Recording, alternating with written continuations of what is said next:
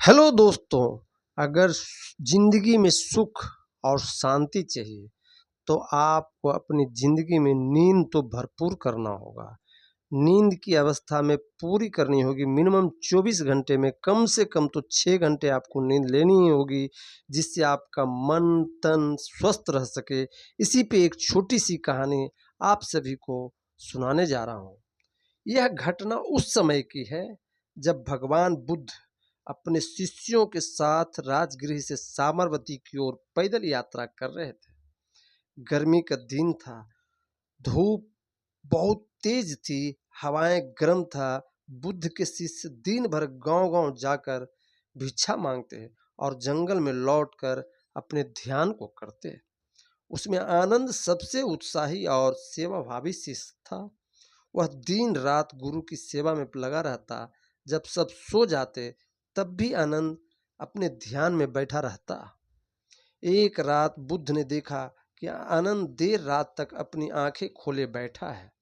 उसकी आंखों के नीचे काले घेरे पड़ चुके हैं और उसका चेहरा भी थका हुआ लग रहा है। बुद्ध ने पूछा, आनंद, क्यों जाग रहे हो? क्या तुम्हें नींद नहीं आ रही? बुद्ध ने आनंद ने कहा, जो हाथ जोड़कर, भगवान, मैं सोचता हूँ कि यदि अधिक समय ध्यान करूं तो जल्दी ही अपने ध्यान की ओर अग्रसर हो जाऊंगा, इसलिए मैं नींद को जीतने की प्रयास करता हूँ। बुद्ध मुस्कुरा दिए। वे जानते थे यह उत्साह गलत दिशा में जा रहा है, लेकिन वे तुरंत कुछ नहीं बोले।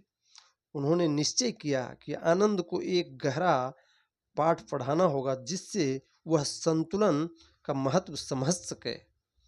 अगली सुबह बुद्ध ने सभी शिष्यों को बुलाया और कहा, आज हम प्रवचन के लिए गांव नहीं जाएंगे, हम यहीं रुकेंगे। सभी आश्चर्यचकित थे, क्योंकि ऐसा कम ही होता था।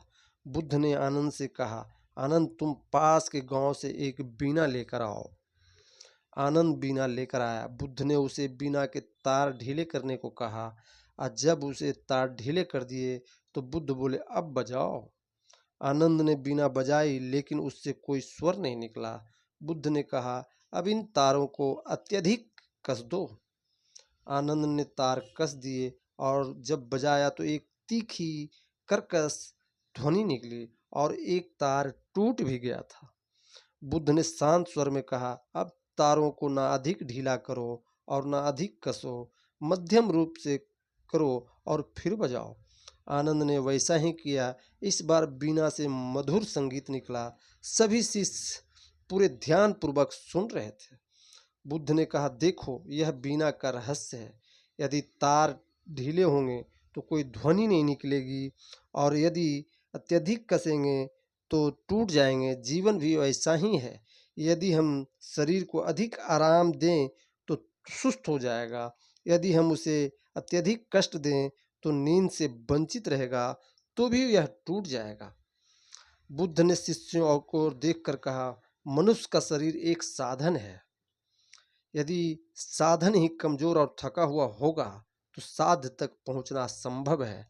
आनंद, क्या तुम जानते हो कि नींद क्यों जरूरी है? आनंद ने सिर झुका दिया। वह उत्तर नहीं दे पाया। रात्रि का विश्राम शरीर की भूमि को उपजाऊ बनाता है। नींद में शरीर का विकार नष्ट होते हैं और मन शांत होता है। जो व्यक्ति नींद को दुश्मन मानता है वह धीरे धीरे अपने ही शरीर को, मन को शत्रु बन जाता है। उन्होंने आगे कहा, संसार में 3 रत्न हैं।